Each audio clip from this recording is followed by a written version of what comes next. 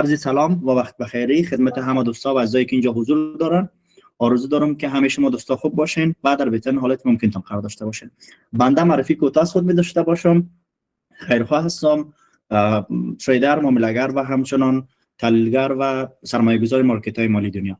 تمام تجربه که در قسمت ترید و معامله‌گری داریم دوستا، حدوداً بیشتر از 7 سال میشه که در این قسمت تجربه دارم و امیدوار هستم که تجربیاتی که خودم شخصا دارم با اشتراک گذاری برای شما عزیزان بتونم کمک بر شما عزیزان بکنم. تحصیلات عالی خود را دوستا در فاکولته انجینری انجام دادیم، تحصیلات عالی خودم را و تجربه کسب کارهای مختلف را تا فعلا در زندگیم دارم و خیلی خوشحال هستم که فعلا خدمت شما عزیزان قرار دارم و با شما آموزش ارائه میکنم. شاید در مورد موقعیت مکانی ما هم دوستا شما بخواید اطلاع داشته باشین. ما فعلا حدودا بیشتر از 2 سال میشه که در کشور ترکیه زندگی میکنیم و قبلا هم ما در کشور افغانستان زندگی میکردیم. خب آموزشی که دوستا برای شما داده میشه آموزش ترید و معامله‌گری هست و شما ترید و معامله‌گری را یاد خواهید گرفتین. خب بیشترم برای شما دوستا ارائه کردم، گفتم که ما یک گروهی را داریم که اینفلوئنسر هستن، فعال صفحات اجتماعی هستن، تولید محتوا به خاطر کسب درآمد میکنن که میتونه تعدادی از افرادی که تولید محتوا در سوشال میدیا میکنه میتونه تریدر باشه و خیلیشون میتونن تریدر نباشه. اگر شما محتوایی که در سوشال میدیا ها تولید میشه را ببینین، اگر طرف مقابلی که آموزش ارائه کرده یا آموزش در سوشال میدیا ها گذاشته اگر خودش تریدر نباشه، باعث ازی میشه که شما ضررهای زیادی را در عرصه ترید و تریدینگ و معامله‌گری ببینید. و اگر تریدر باشن میتونن کمکی بر شما بکنن. پس بنابراین ما به خاطر از اینکه بتونم کاری صحیح انجام بدم، درست و منظم، آمدیم آموزش‌ها را به شکل لایو بر شما دوستا و عزیزان برگزار میکنم و این شب جلسه روز اول کاملا یک جلسه خودمانی هست در مورد برگزاری جلسات، تایم جلسات، آن تایم بودن شما در ضمن در مورد ای که این صنف در کدام روزا برگزار میشه، قواعدش، قوانینش هست، اینا صحبت میشه. در مورد ترید یکم برای شما معلومات داده خواهد شد و به این شکل روزهای بعدی و حالت نرمالش صنف ادامه خواهد داشت. خب دوستای عزیز، اول بیایم در بحث ترید یک کمی صحبت بکنیم که ترید چی است. اعضای که رایسندایتون بلند کردین لطفا رایسندایتون پایین بکنین اگر دوست دارین. در غیر از میتون رایسندایتون بالا باشه، کدام مشکلی نداره. خب اگر دوست دارین رایسندایتون پایین بکنین، سوالات اینا هم که وجود داشته باشه، چون امروز سوالی نیست، تمام سوالاتی که در ذهن شما باشه ما رو 100% همگیشون جواب میدم. یعنی هر سوال در ذهن شما هست میخواین پرسان بکنین، ما تمام سوالات بر شما جواب میدم. هر روزی که درس پیش میره قسم پیش میبرم که سوالی بر شما باقی نمونه. درست است؟ بعد اگر سوالی هم باقی ماند، حتما برای گرفتن سوالات شما راهها و روش‌های وجود داره که سوالات شما گرفته شه. خب دوستا، در اول شما باید یک اطلاعات در مورد ترید داشته باشین که ترید چی است، تریدینگ چی است. خب ببین دوستا، ترید از کلمه انگلیسی گرفته شده که به معنای عموم معامله یا خرید و فروش می باشه. ببین دوستا، شاید خیلی شما از ترید و تریدینگ اینا یک تصویر خیلی خطرناک یا تصویر خیلی مثلا متفاوتی در ذهنتون داشته باشین. ولی میخوایم اینو برای شما بگویم که ترید و معامله‌گری روش جدید از خرید و فروش است. همین لحظه شما اعضایی که اینجا حضور دارین، هر کدام شما تجربه خرید موتور، تجربه خرید خانه، تجربه خرید موبایل و تجربه فروش عین شکل شما دارین. یا مثلا حداقل رفتین چند بار از بازار چیزی را خریدین یا دوباره چیزی را نیاز نداشتین فروختین. این میشه بحث هم ترید. درست است؟ فقط چیزی که اتفاق افتاده اویی است که ترید شکل جدیدتری برای خود گرفته. درست است؟ و همین معامله‌گری یا خرید فروش کردن شکل جدیدتر، امکانات جدیدتر و بعضی تفاوت‌های با ترید قدیمی یا گذشته وجود داره که من برای شما دوستا توضیح میدم. پس اول این چیزی که دوستا شما باید به شکل کلی درست و مفهومی بگیرین.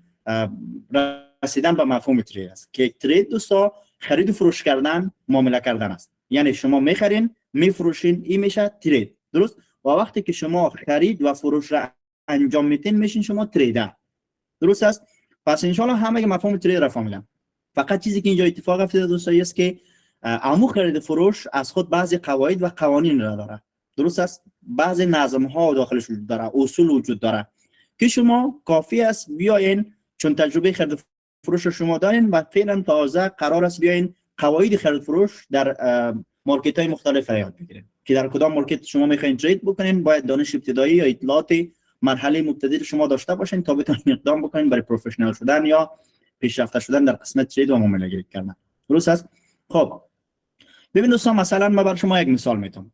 اعضایی که اینجا حضور دارن اگر قبلا تجربه خرید فروش دارن، مثلا شما اگر برنج فروش هستین، متوجه هستین، اگر شما برنج فروش هستین همیشه در زمانی که عرضه برنج زیاد است، مثلا همگی دیقانا خیرمنشان برنج که شده، برنجشان سر خیرمنشان است، شما یک موتر دارین، پول نفت پشتن دارین، میرین قریه به قریه یا مثلا دهات به دهات، شما میرین برنجا را میخرین به قیمت ارزان. درست؟ بعد وقتی که فصل تولید برنج ختم شده و فصل زمستان شده، شما چون او برنج را رفته بودین در زمانی که عرضه بوده خرید کردین، یعنی همگی دوست داشته تمام دهقان‌ها یا تمام افرادی که برنج داشتن میخواستن بفروشن و پول نیاز داشتن، شما اونا رو خرید کردین. بعد شما چگونه میتونید از برنجا فایده بکنین؟ یا مثلا شاید این سوال در ذهن شما باشه که چگونه میتونه مثلا برنج فروش فایده کنه، که فروش میتونه فایده کنه، چگونه میتونه فایده بکنه؟ اینا وقتی که برنج میخرن در زمان عرضه، یعنی به قیمت کم. مثلا حالت نرمال کسایی که زمینداری کرده باشن یا تجربه داشته باشن از فامیلایشان، وقتی که برنج شما تولید میشه، شما برنج را میارین با قیمت 1.5 افغانی یا 200 افغانی میفروشین. درست؟ اما برنج فروشی که شما برنج خریده، اگر شما زمستان مراجعه بکنین که ما میخوایم از شما برنج بخرم، درست است، اونا برنج را که از پیش شما 1.5 خریده میاین برای شما 300 میفروشن، یا برنج که از شما 200 خریده میاین 400 میفروشن، دو چند میفروشن. خب چرا دو چند میفروشه؟ چون زمانی که شما برنج فروختین زمان عرضه بود، یعنی همگی دوست داشت برنج خود بفروشه و او فرد پول داشت که برای شما بده و برنج شما رو به خرید بکنه از پیشتر. بعد چی اتفاق افتاد؟ زمانی که زمستان شد، هوا سرد شد، تولید برنج نبود، کسی برنج تولید نمیکرد. چون این فرد برنج داشت و همگی نیاز به برنج داره، میاد از برنج فروش برنج خرید میکنه و برنج فروش با قیمت دلخواهی که خودش دوست داره یا با قیمتی که خودش میخواد میتونه برای شما بفروشه. مثلا میتونه 300 بفروشه، میتونه 400 بفروشه، تا میتونه 500 بفروشه. خب پس دوستان برنج فروش چی کار کرد؟ برنج فروش به دلیل مهارتی که داشت، دانشی که داشت و پولی که در اختیار خود داشت، آمد از زمان موقعی که عرضه خیلی زیاد بود خرید کرد و بعدش در زمان مناسبش موقعی که تقاضا بود، همه میخواست مثلا خرید داشته باشه، میخواین خرید بکنن، آمد به قیمت بیشتر فروخت کرد. یعنی چی کار کرد؟ برنج همون برنج است، فقط آمد زمان خرید و زمان فروش را تشخیص داد، بر اساس تجربه‌ای که داشت، بر اساس دانشی که داشت و سرمایه‌ای که داشت، زمان خرید و فروش را تشخیص داد. یعنی یک موقع آمد اقدام به خرید فروش کرد، خرید برنج کرد و دوباره موقع زمان دیگه‌ای با یک تفاوت زمانی مثلا چند ماه دوباره مجددا برنج را میفروشند. خب این فرد از نوساناتی که در قیمت برنج اتفاق افتید، آمد برای خود یک سودی را ایجاد کرد، یک فایده ای را ایجاد کرد. ببین دوستان، مثلا وقتی که برنج فروش آمده برنج را با قیمت کم فروخته و با خریده و با قیمت بالا میفروشه، یا سود میشه؟ نخیر، این سود نیست دوستان. این دلیل مهارت و دانش و سرمایه‌ای که فرد برای خودش دانش کشته کار انجام دادن. پس دوستان یک تریدر کارش چی است؟ یک تریدر کارش تشخیص دادن موقع عرضه و تقاضا است، که در داخل مارکت می تشخیص میده چه وقت عرضه اتفاق میفته، چه وقت تقاضا اتفاق میفته، و سرمایه‌ای که در دست خود داره همیشه می در موقع عرضه خرید انجام میده و در موقع تقاضا میفروشه و این دلیل است که افراد سود کرده میتونن. پس یک تریدر کسی است که از تفاوت قیمت نظر به موقع زمان برای خود یک سودی را یا هم افزایش ارزش روی سرمایه خود را ایجاد میکنه با تفاوت چی زمانی، یا مثلا از نوسانات قیمت چیکار میکنه؟ فایده میگیره.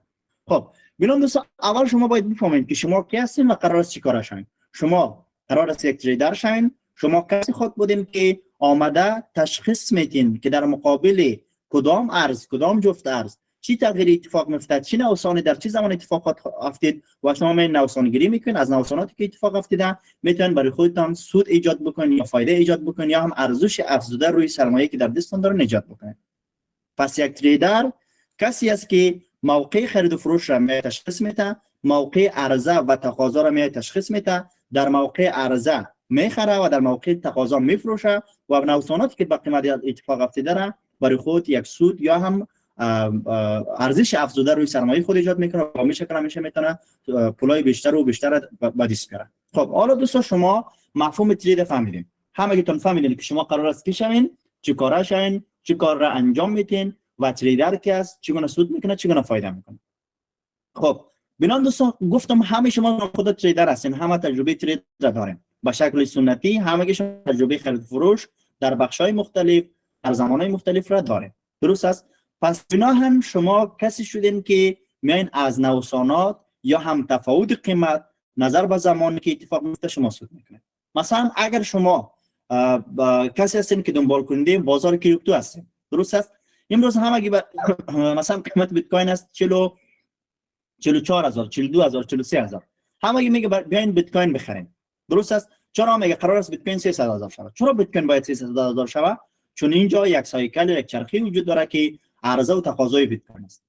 متوجه میشین؟ یا عرضه و تقاضا صورت میگیره. یا مثلا شاید صرافا ببینید، مثلا وقتی که شما همیشه خارج از کشور میرین، درست است، پول افغانیتون رو تبدیل یا به دلار میکنین، یا به یورو میکنین، یا به کالدار پاکستان میکنین، یا به تومان ایران میکنین. شما پول افغانی میتین، صراف پول افغانی شما را میگیره و برای شما پول کشوری را که شما دوست دارین براتون میده یا میخواین بر شما میده. درست است؟ یا هم وقتی که مثلا شما میخواین از تورم دور باشین، گاهی اوقات مثلا شما پول افغانی را که میگین میرین دلار میکنین. دلار میکنین که اگر قرار باشه نوسانات قیمت صورت بگیره، حداقل من از تورم دور باشم. مثلا اگر دلار قرار است فردا مثلا یک ماه بعد از 75 برسه به 85، ما به این پول افغانی خود را تبدیل به دلار بکنم که من از امو چی دور شده باشم، از امو نوساناتی که در مارکت اتفاق میفته دور شده باشم. متوجه میشین دوستا چی میگم؟ این سوالی است که همیشه در ذهن شما ایجاد میشه که صراف چگونه فایده میکنه، برین فروش چگونه فایده میکنه، یا مثلا یک کسی که خرید و فروش ساده بر شما صحبت بکنم، مثلا خرید و فروش گاو را انجام میده، مثلا میاد زمستان مواشی، مثلا گاو، بوز، گوسفند، اینا را کسایی که مال میخرن یا مثلا مواشی را میخرن در زمستان میخرن، در فصل تابستان میفروشن. چرا؟ چون موقع عرضه همیشه میان خرید میکنن، موقعی که مردم پول نیاز داره، چوپان با پول نیاز داره، برین فروش با پول نیاز داره، یا مثلا در هر بخش دیگه با پول نیاز داره، اینا میان با پول کمتر جنس را، مال، مواشی را از پیشان میبره و موقعی که ارزش از همه دوست دارن بخرن برشان میفروشه با قیمت دوچند، با قیمت بیشتر، حتی 3 چند 5 چند. درست است؟ پس تا اینجا بر شما واضح شد که ترید کی است، تریدر کی است، ترید چگونه صورت میگیره، چگونه یک تریدر فایده میکنه، چه تریدر سنتی باشه، چه تریدر مدرن باشه. خب حالا چرا ما میم دنبال ترید هستیم؟ چرا مثلا اکثریت مطلق امروز دنبال ترید را گرفتن؟ چون در تریدهای سنتی بالفرض اگر شما بخواید ترید برنج انجام بدین، شما نیاز به یک دکان دارین، باید یک دکان داشته باشین، بعدش سرمایه خیلی زیاد داشته باشین، جواز داشته باشین، صبح تا شام باید در دکانتان بشینین تا مثلا برنج بخرین، بفروشین و خیلی کارهای دیگر انجام بدین، 6 ماه 1 سال صبر کنید تا یک درآمد را داشته باشین. ولی در مارکت های مالی چی اتفاق افتاده؟ در مارکت های مالی دنیا یا در مارکت های مالی شما دیگه نیاز به دکان ندارین، شما نیاز به مثلا به این ندارین که برین 6 ماه 5 ماه کرای دکان پیشکی بدین، نیاز به این ندارین که زحمات و مشکلات زیاد متقبل شین. فقط اومده مدرن تر ساده تر ساخته. مثلا براتون مثال میتونم، در گذشته به خاطر از اینکه شما بتونید یک اطلاعی را، یک خبری را از یک مثلا قریه به قریه دیگه انتقال بدین، یا مجبور بودین یک فرد را بفرستین که برای این خبر به قریه‌ای که در جوار شما قرار داره یا هم جوار قریتان است بر شما انتقال بده، یا هم مجبور بودین یک نامه را به دست یک فرد دیگه انتقال بدین تا اون فرد نامه را ببره مثلا سر راه خود به قریه دیگه بده تا از جریان قریه شما در جریان باشه. ولی فعلا چی صورت گرفته؟ توسط مسنجر، واتساپ، تلگرام و سوشال میدیا هایی که وجود داره شما خیلی راحت در ثانیه میتونید در گوشه ها و کنارهای مختلف دنیا اول از دوستا و فامیلاتون داشته باشین.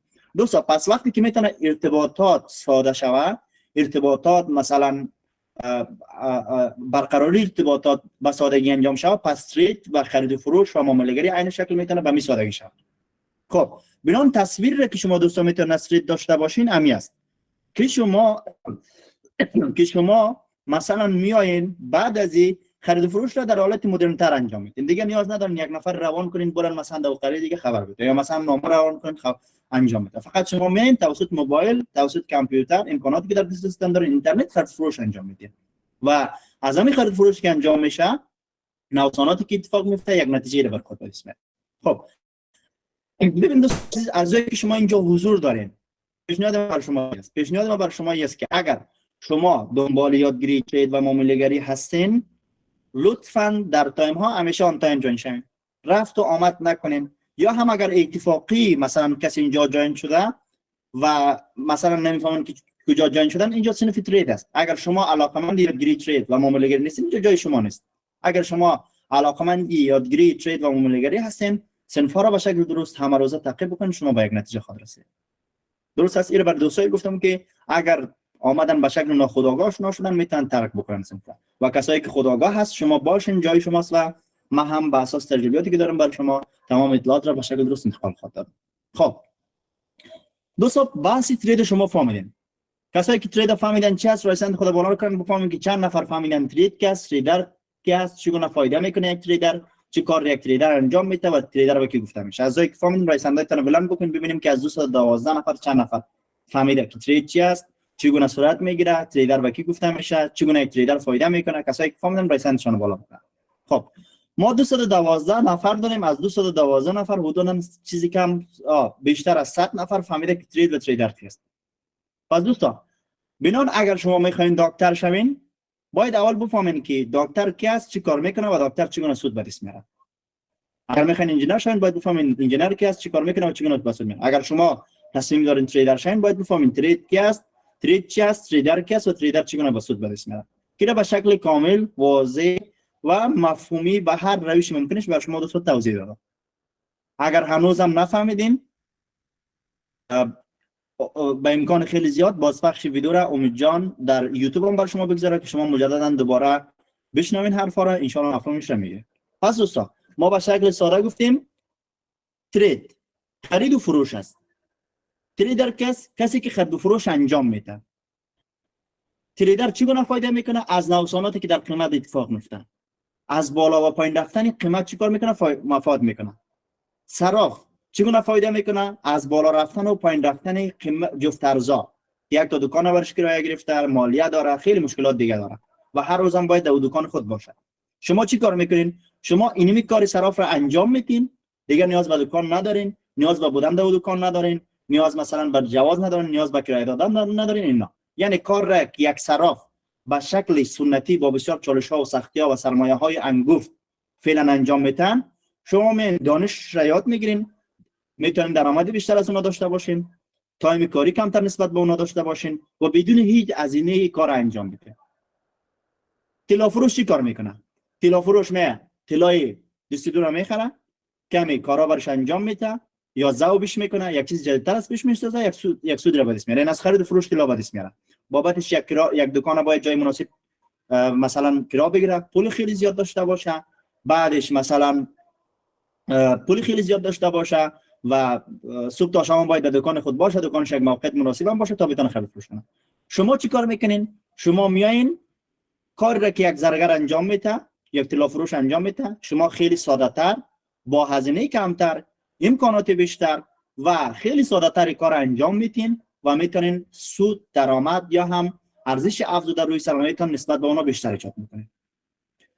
کسی که تانگتیل داره چی کار میکنه؟ میره یک تانگتیل مثلا در افغانستان فعلا در نظر بگین $5000 یا $10000 ماهانه جایش کرا میگیره، حداقل 1 لک تا 2 لک دلار میره در تانگتیل خود تیل میندازه، چند نفر کارمند را استخدام میکنه، هزینه های خیلی زیاد میکنه تا بتونه از خرید فروش تیل پول به دست بیاره. شما چی کار میکنین؟ شما عین کار را با امکانات بیشتر، خیلی ساده تر و امکان افزودن درآمد یا گرفتن درآمد با ریسک کمتر را برای خود ایجاد میکنین و خیلی ساده تر و راحت تر با سرمایه های خیلی کم یا هم خیلی زیاد نظر به خودتون میتونن انجامش بدین.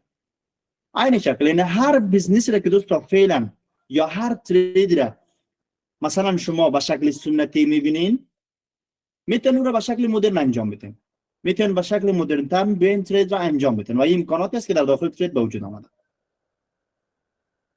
باز دوستان عزیز شما از اینکه اینجا حضور دارین کارتان رو فهمیدین که چی است و میام در قسمت مارکت های مالی دنیا. ببین دوستان ترید یک ترید است. مثلا آموزش را که دوستان ما برای شما ارائه میکنم در قسمت ترید و معامله‌گری یک چیز است. شما با امی ترید و معامله‌گری میتونید تمام مارکت های مالی رو ترید بکنید. مثلا مارکت های مالی که مشهور است براتون نام میگیرم که حداقل آشنا شوین یا اگر آشنا هستین بازم آشنایی بیشتر پیدا کنید. مثلا ما مارکت های فورکس را داریم، مارکت فورکس، مارکت کریپتو، استوک، دیفای، NFT و خیلی مارکت های دیگه. خب آیا شما باید برین به خاطر فورکس جدا یاد بگیرین، به خاطر کریپتو جدا یاد بگیرین، به خاطر استوک جدا یاد بگیرین؟ نخیر. شما نیاز ندارین که برین جدا هر کدامش رو بخونین. آموزشی که دوستا برای شما داده میشه، آموزشی که برای شما داده میشه و یا شما قرار است یاد بگیرین، با همین آموزش شما میتونین در تمام مارکت های مالی دنیا ترید بکنین. یعنی هر مارکتی که مالی است، کار مالی رو انجام میده، شما میتونین در تمام مارکت ها یاد بگیرید. پس اینجا برای شما دوستا واضح باشه که دیگه شما نیاز ندارین به خاطر فورکس جدا یاد بگیرین، به خاطر کریپتو جدا یاد بگیرین، استوک جدا یاد بگیرین، NFT جدا یاد بگیرین. نه، متوجه میشین؟ پس همین دانش کفایت میکنه که شما را همه گیر انجام بدین. مثلا برای شما یک مثال میدم. اگر شما خطخوانی رو یاد داشته باشین دیگه فرق نمیکنه که مثلا کتاب جغرافیا هست، مثلا دری هست، یا پشتو هست، یا مثلا تاریخ هست، یا کدام کتاب است. شما وقتی که آمدین خطخوانی رو یاد گرفتین دیگه میتونین تمام کتاب ها را بخونین، تمام مضامین کتاب مثلا خطخوانی بکنین یا تمام مضامین را بخونین. دوستا وقتی که شما تریدر یاد میگیرید عین شکل است. شما تریدر یاد گرفتین دیگه مهم نیست کدام مارکت دوست داری، در کدام مارکت میخوای بری یا در کدام مارکت بخوای ترید انجام بدی. پس یاد گرفتن ترید در تمام مارکت های مالی عین شکل است و شما در تمام مارکت های مالی میتونید چیکار کنید؟ استفاده بکنین و ترید انجام بدین، خرید فروش معامله انجام بدین و یک سودی را برای خودتان ایجاد بکنین، یک درآمدی را برای خودتان ایجاد بکنین. اگر شما مثلا ریاضی رو یاد داشته باشین دیگه میتونین مثلا معادلات ریاضی مثلا فیزیک هم بر شما داده شود حلش میکنین، معادلات ریاضی داده شود، هندسه داده شود یا کیمیا داده شود شما حل میکنین. چرا؟ چون شما محاسبه رو بلد هستین. درست است؟ یاد گرفتین که چگونه محاسبه بکنین. مهم نیست که مربوط کدام مضمون باشه. ضرب است، تقسیم است، انتگرال میگیری، لوگاریتم میگیری، مثلا مشتق میگیری یا مثلا لیمیت میگیری، خب هر چیز دیگه. یعنی شما ریاضی یاد دارین دیگه تمام سوالات میتونن حل بکنین. درست است؟ پس اینجا دوستا عین شکل در ترید هم عین شکل است. پس دیگه اگر شما شدین مارکت فورکس، مارکت کریپتو، مارکت استوک اینا شما میتونین همگیشون تحلیل کنین، معامله بکنین. ولی شما کدام مارکت استفاده میکنین مربوط به خودتان میشه. شما دانش مبتدی ترید و معامله گری یاد میگیرین، بعد نظر به تیپ شخصیتی، نظر به سرمایه، نظر به علاقمندی و نظر به چیزی را که خودتان دوست دارین یک مارکت انتخاب میکنین. متوجه میشین؟ مثلا شما خطخوانی رو یاد دارین ولی زیاد تاریخ را دوست دارین بخونین، یا دری را دوست دارین بخونین، یا مثلا بیولوژی را دوست دارین بخونین. ترید هم این شکل است. وقتی که شما ترید یاد گرفتین کدام مارکت دوست دارین مربوط خودت میشه. مثلا من علاقه‌مند مارکت کریپتو هستم. چیزی را که من دوست دارم مارکت کریپتو است. چرا؟ چون کریپتو بعضی مزایا را داره، نظر به تیپ شخصیتی من خیلی خوب است و من میرم از مارکت کریپتو استفاده میکنم. شاید خود کریپتو نداشته باشی، وقتی که دانش مختلف خود دریافت کردی میتونی بری یک مارکت دیگر رو دوست داشته باشی. ولی اگر شما مثلا ترید اونگیر ندارین، چیزی که ما پیشنهاد میکنم کریپتو، مارکت کریپتو امکان درآمدزایی خیلی زیاد برای همه شما میده. یک خبر بخوایم همین بگویم، اگر شما علاقمندی مارکت کریپتو هستین، علاقمند بودن در مارکت کریپتو و فعال بودن در مارکت کریپتو هستین، هر فردی که اینجا حضور داره مقدار پولی را که میتونی ریسک بکنی حداقل امروز فرضیه داره که تا سال 2025 یا 2026 را او پول 10x بکنی یا 10 برابر بکنی. یکی چی کنه میشه انجام باشه؟ این شما باید یک ماه حداقل کم آموزش کنید تا متوجه شید که چگونه میتونه انجام بده. مثلا من امروز $10,000 بر ریسک کردن دارم. دوستا سود نگفتم، $10,000 بر ریسک کردن دارم. پس احتمال من میتونم $10,000 خود در ضعیفترین حالت 10x بسازم. یعنی $10,000 خود تبدیل به $100,000 کنم. تمام ریسک کردن $1,000 داره. پس خبر خوش اینجاست که احمد 1 سال یا 2 سال پیش رو $1,000 میتونه عدد $10,000 بکنه. فرشته توانایی ریسک کردن $100 داره. پس فرشته فرصت از این که $100 خود حداقل تا 2 سال پیش رو مثلا ببینه که $1,000 شده، یعنی 10x شده یا 10 برابر شده. خب یکی چگونه میشه انجام شد؟ شما باید دوستان آموزش‌ها را به شکل کامل در مارکت کریپتو یاد بگیرین بعد از اینکه دانش رو استفاده اینا.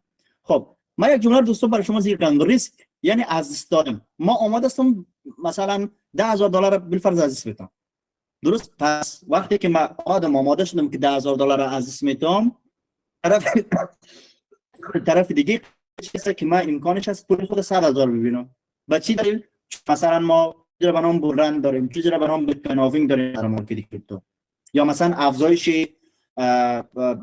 ختم شدن مرحله عرضه و عدم مرحله تقاضا واضح بتون بود. درست است؟ پس این امکان بر شما وجود داره. پس اگر من امروز میم $10,000 ریسک میکنم، اما $100,000 زیاد است. درست است؟ احمد اگر $1000 ریسک میکنه، پس برای احمد $10,000 پول خیلی زیاد است. فرشته اگر می $100 ریسک میکنه، پس برای فرشته $1000 پول خیلی زیاد است. متوجه میشین؟ فقط یک خبری بود که به شکل مثلا انگلیسی خواستم براتون بگم که اگر شما حداقل در دوره مبتدی که حدود 1 ماه یا بیشتر دوام میکنه باشین، کم اطلاع در مورد مارکت پیدا کنین، این امکان برای ما وجود داره. متوجه میشین که شما از همچون فرصتی که داخل مارکت کریپتو فعلا وجود داره و مثلا باشه استفاده کنین و خودتون تا یک نتیجه که دوست دارین برسن. خب حالا دوستای عزیز، ما تعریف ترید فهمیدیم که چی است، تریدر فهمیدیم که چی است، چی سود میکنه یا فایده میکنه، فهمیدیم که چی اون انجام میشه، فهمیدیم که ترید دیگه نیست چیزی که مدرن شده. خرید فروش ها فقط آمده مدرن تر شده، جدیدتر شده، امکاناتش بیشتر شده. مثل گذشته که ما میفرستیم دیگه نیاز نداریم بریم کسی را بفرستیم یا نامه را بفرستیم تا خبر برسه، یا مثلا مثل گذشته دیگه ما نیاز نداریم که یو اسپار یک مثلا چرا داشته باشیم تا یک زمین را شخم میزنیم قلبه بکنیم. دیگه ماشین تراکتوری که ما انجام میده. خب قسمی در تمام عرصه ها امکانات به وجود آمده، همه چیز اپدیت شده، پس در دنیای معامله‌گری و خرید فروش هم همچین چیزی اتفاق افتاده. اگر شما کسی هستین که دنبال رسیدن به اهدافتان با یک زمانی کمتر هستین، پس تریدینگ جای شماست. میتونم یک چیز دوستا واضح بگم، چرا امروز همه افراد در دنیا است، هر جایی از جوان گرفته تا پیر، استاد دانشگاه، استاد مکتب، هر کسی میشناسی از ترید صحبت میکنه. خب دلیلش هست که ترید امکانی مثلا شما میتونین با هر کسب و کاری فعلی دیگه که دارین یا مصرفش هستین، خودتون تا 50 الی 55 سالگی آزادی مالیتون برسونید. تا 55 سالگی. خب تعریف یک فرد از آزادی مالی داشتن مثلا یک تا خانه یا یک، درست است؟ پس ما هر شغل رو فعلا مصرفش هستیم تا 55 سالگی، نهایت 60 سالگی میتونیم کار انجام بدیم. تعریف آزادی مالی بر یک فرد دیگه ای است که مثلا تا زمانی که از دنیا نرفته دستش پیسی کسی بند نباشه، مثلا کرایه خانه خود داده بتونه، خرج دخل زندگی خود فراهم کرده بتونه، خرج خانوادگی خود داده بتونه. تعریف یک کسی دیگه از آزادی مالی باید است. تعریف یک کسی دیگه از آزادی مالی است که مثلا خب فرق میکنه تعریف هر کس از آزادی مالی. خب ترید چی کار میکنه؟ ترید اگر قرار باشه شما امیل از در هر سن سالی که هستین قرار دارین، پس اگر شما مثلا 45 ساله هستین، مطمئنم که از یک 20 ساله‌ای که قرار است مسیر شما رو پیش بره، شما 25 سال پیش هستین. مثلا شما اگر یک دکتر هستین، کسی که تازه دکتری نمیخونه، شما مطمئنم که اگر 45 سال هستین، مثلا 20 سال یا 25 سال از اونها چه هستین پیش هستین. ولی در ترید چه اتفاق میفته؟ در ترید زمان موفقیت یا زمان رو شما را کمی مثلا کوتاه میسازه. بالفرض اگر شما با شغلای سنتی، کسب و کارهایی که مثلا فعلا دارین بخواین با آزادی مالیتون برسین، شاید در 20 سالی را برسین. ولی در ترید چه میشه؟ در ترید شما میتونید 5 سالی مسیر را برین. اما تعریفی را که از آزادی مالی یا موقعیت شغلی و درآمدی و مالی را که در ذهن خود داری، اگر توسط شغل فعلی در 20 سال بتونی به دست بری، کورم شغل خوبی داشته باشی، درست شغل فوق العاده داشته باشی، ترید میتونه تو را در 5 سال برسونه.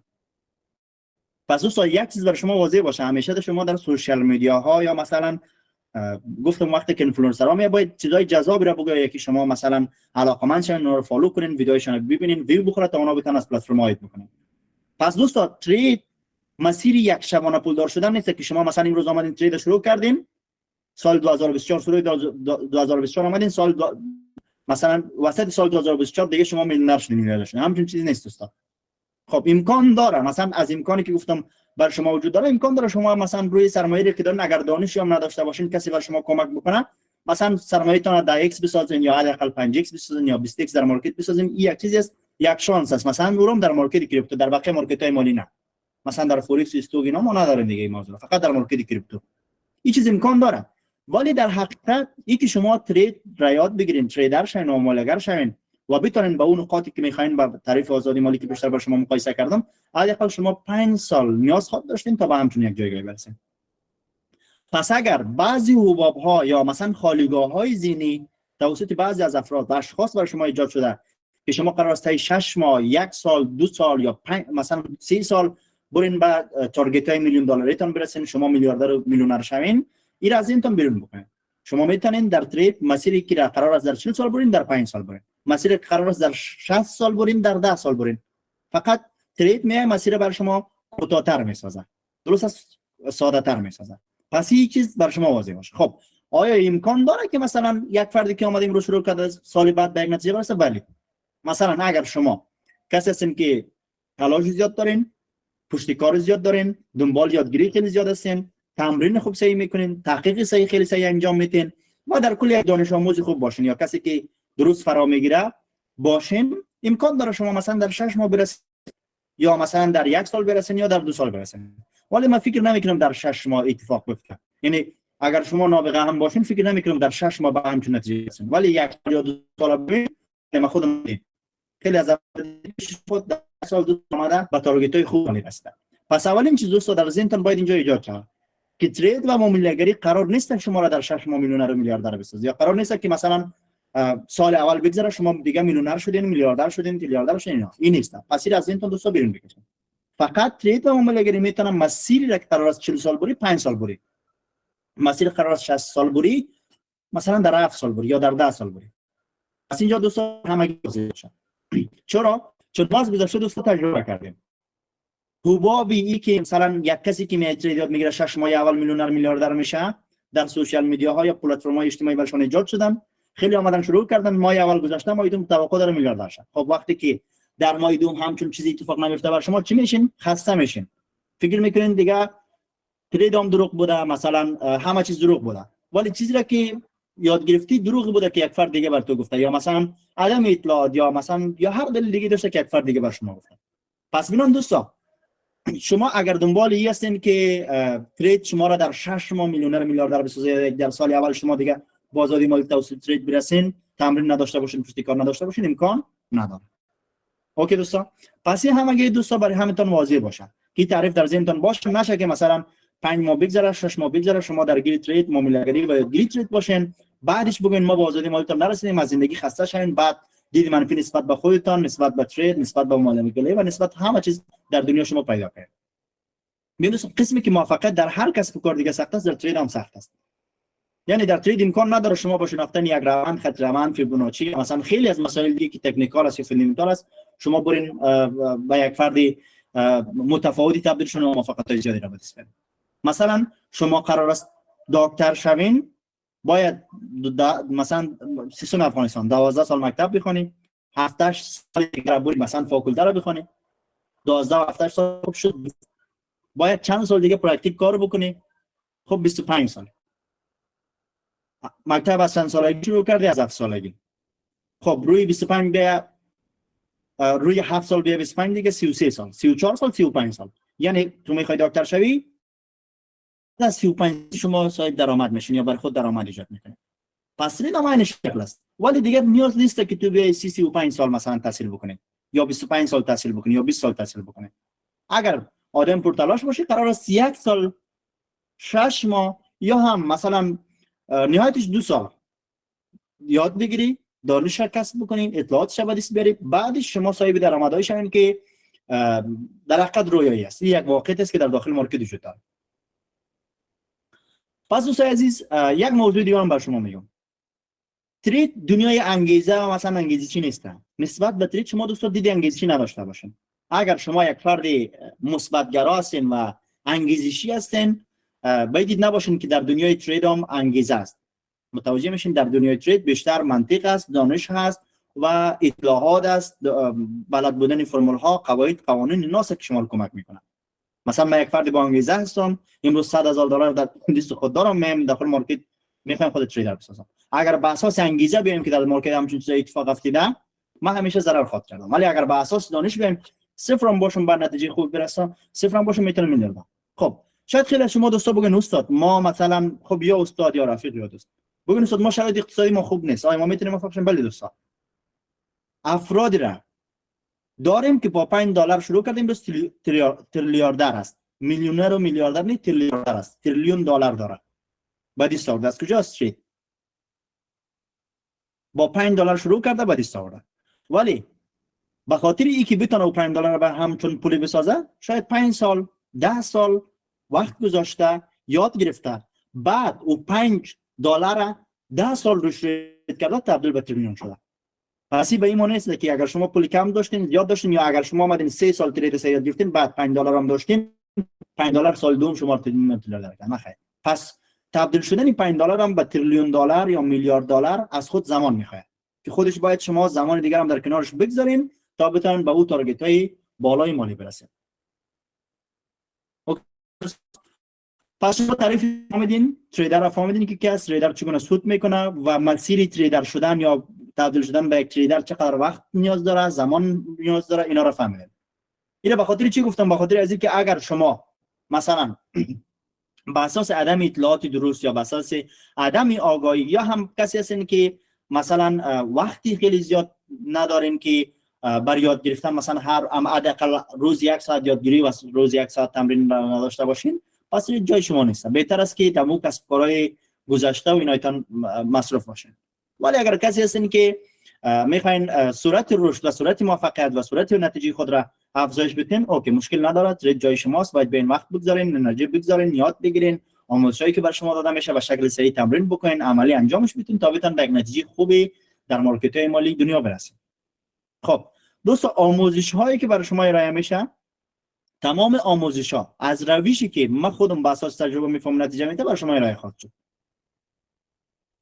بنان این آموزش ها دوستا همه روزه با جز روز شنبه و یک شنبه، روز شنبه و یک شنبه روزایی هست که خودم نه پای چارت میشینم، نه جلسه دارم، نه جلسه را برگزار میکنم.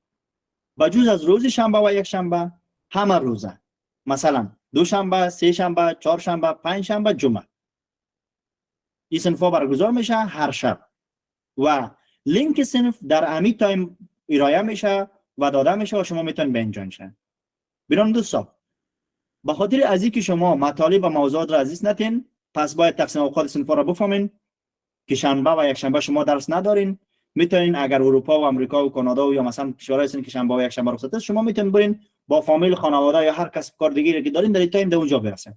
اگر از خارج از مسائل، شما روزای به جز روز شنبه و یک شنبه در امی تایم در این باید چی باشین؟ حاضر باشین و همه روزه هم به شکل دنباله‌دار حاضر باشین تا یک نتیجه بگیرید. یک چیز دوستان میخوایم قول بدم برای شما، او چی است؟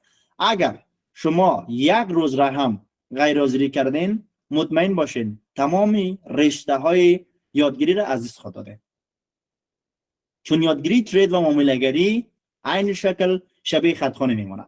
اگر شما از الف تا یا را یاد داشته باشین، ولی در بین این همه حروفی که وجود داره از الف تا یا یک حرف مثل تیر یاد نداشته باشین، شما به هیچ عنوان نمیتونید یک جمله را به شکل کامل بخوانید، نمیتونید یک کتاب را به شکل کامل بخوانید و اگر شما 100 سال بخوانید هیچ مفهومی را از یک جمله و از یک کتاب گرفته نمیتونید، چرا؟ چون شما یک حرفی را به نام تیر یاد نداشتید. پس آموزشایی که در قسمت ترید و معامله‌گری برای شما داده میشه دوستان عین شکل را داره. اگر شما یک روزی از جلسات را دادین، مطمئن باشین یکی از حروف الفبا که از الف تا یا است یاد ندارین و یاد نداشته باشین که نمیتونین خط جمله را بخونین و مفهومی گرفته نمیتونین، در ترید هم این شکل است. اگر یک از جلسات را از دست دادین، مطمئن باشین که شما سالهای سال سرگردان خود بودین و اگر سالهای سال هم دوباره بیاین ادامه بدین به یاد گرفتن یادگیری و اینا، هیچ چیزی متاسفانه شما به دست نمیارین جز سرگردانی. برای شما یک مثال واضح و درست برای شما دادم که ان شاء الله همه دوستان متوجه شده باشن چی گفتم.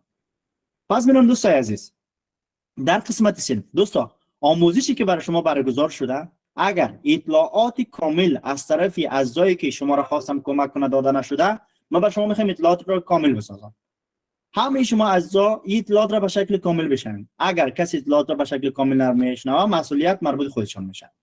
دوستا، آموزشایی که برای شما برگزار میشه، آموزش مرحله مبتدی یادگیری تریدینگ و معامله‌گری است. آموزشایی را که دوستا برای شما میتونم بابت یادگیری ازی، اگر شما هزاران دلار امروز هزینه بکنین، هزاران مثلا از پیش بهترین افرادی که هست برین پکیج بخرین، هزاران دلار هزینه کنین، آموزشی که من در هر مرحله مبتدی برای شما میتونم، شما با سالها سرگردانی این نمیتونید دیگه جای برس بیارین. یکی چی است؟ در جریان صنفا شما خودتان متوجه میشین. پس ببینید دوستان، بودن شما و حضور شما در صنفا خیلی مهم است. آموزش مرحله مبتدی است، یک ماه نهایتش بیشتر نمیکنه، بین 25 تا 30 جلسه خواهد بود. شما را با ترید کردن، با اپلیکیشن هایی که امروز اپ های ترید انجام میشه، با محیط های ترید کردن با پول حقیقی، ترید کردن با پول دیمو، شما را کاملا آشنا میسازیم که شما یاد بگیرید. اوکی دوستان، پس همه چیزا رو شما یاد میگیرید. ترید چی است، چگونه ترید میشه، اصلا نگران نباشین، همه چیز شما یاد میگیرید. و بعد از اینکه شما اطلاعات را به دست آوردین، باقی مسیر مربوط خودتان میباشه که شما چه تصمیمی میگیرین. باید تشخیص بدین که کی تریدر است، کی تریدر نیست، کجا میتونین بگیرین، کجا نمیتونین یاد بگیرین، چه قسم باید پیش برین، چه قسم بکنین. یعنی مسیرش بر شما ایجاد میشه، خط‌خوانی بر شما یاد داده میشه. شما را امکان میدیم که خط‌خوانی رو یاد بگیرین، اکانت یا دیمو بر خود ایجاد کنین، اکانت یا بر خود ایجاد کنین، با پول اکتیو ترید بکنین، با پول دیمو ترید بکنین. باقیش چی میشه دوستان؟ مربوط خودتان میشه که شما بعد چه تصمیم رو میگیرین، چه کار میکنین. پس دوستان عزیز، این برای همه شما دوستا واضح باشه و معلوم باشه و مشخص باشه که این صنف بین 25 جلسه یا 30 جلسه بیشتر نخواهد بود. درست است؟ یعنی 25 ساعت یا 30 ساعت که اطلاعاتی که بر شما داده میشه شما قادر به ترید کردن با پول حقیقی، با پول دیمو و با همه چیز خواهد شده. بنابراین دوستای عزیز و گرامی، چون روز اولی درسی هست، من نمیخوایم زیاد صحبت بکنم، چون نه سلایت را بر شما اشتراک گذاری کردیم، نه متن را بر شما میخوانم. فقط اطلاعاتی که بر شما داده میشه به شکل شفاهی است. امیدوار هستم مطالب گرفته شده باشه. ولی اگر شما وقتی که در جلسه جوین شدین، جای مناسب قرار داشتین، به شکل کامل جلسه را شنیدین، براتون وعده میکنم خیلی چیزا را یاد گرفتین. پس دوستا، پیشنهاد ما به عنوان رفیق، دوست، برادر کوچک شما که در جمع حضور دارم چی است؟ لطفاً موقعی که شما در جلسات حاضر میشین، همین ما از خود خانواده داریم، فامیل داریم، خانه ما مهمان میاینا. اگر کنار خانواده هستین، از خانواده اجازه میگیرین، میرین در یک گوشه جدا یا مثلا در یک کناره میشینین که مثلا صدایی که بر شما گفته میشه، چیزای مطالبی که بر شما گفته میشه به شکل کامل بشنوید. ترجیحاً یک قلم و یک کتابچه بر خود تهیه بکنین. نکات مهمی که فکر میکنین بعداً فراموشتان میشه، اونا رو بتون یادداشت بکنین. مثلا شکل‌ها و اشکالی که برای تریدت را بتون بکشین تا پیشتون یک نودم باشن.